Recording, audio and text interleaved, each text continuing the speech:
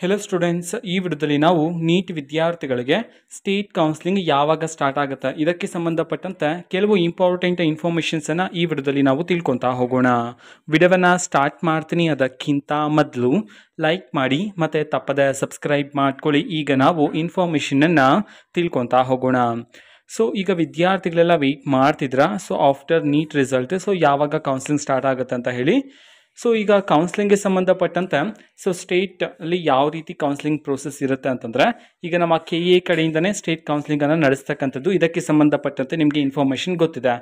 ಈಗ UG CETಗೆ ಯಾವ ರೀತಿ ಸಪ್ರೇಟಾಗಿ ಟ್ಯಾಬ್ ಇದೆಯೋ ಅದೇ ರೀತಿ UG NEET 2025 ಅಂತ ಹೇಳಿ ಒಂದು ಟ್ಯಾಬನ್ನು ಆ್ಯಕ್ಟಿವೇಟ್ ಮಾಡ್ತಾರೆ ನಮ್ಮ KA ಕಡೆಯಿಂದ.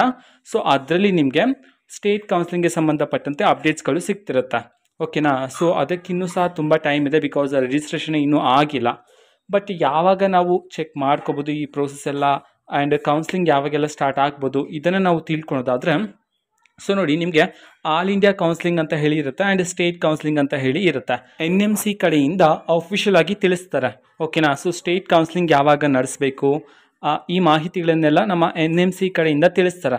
ಅದ್ರ ಪ್ರಕಾರನೇ ಈಗ state counselling, all India counselling ಅದನ್ನೆಲ್ಲ ಕಂಡಕ್ಟ್ ಮಾಡ್ತಕ್ಕಂಥದ್ದು. NMC ಕಡೆಯಿಂದನೇ ಇನ್ನೂ ಸಹ ಅಫಿಷಿಯಲ್ ಆಗಿ ಡೇಟ್ಸ್ಗಳನ್ನು ಅನೌನ್ಸ್ ಮಾಡಿಲ್ಲ ಅಬೌಟ್ ನಿಮ್ಮ ಕೌನ್ಸಿಲಿಂಗ್ಗೆ ಸಂಬಂಧಪಟ್ಟಂತೆ.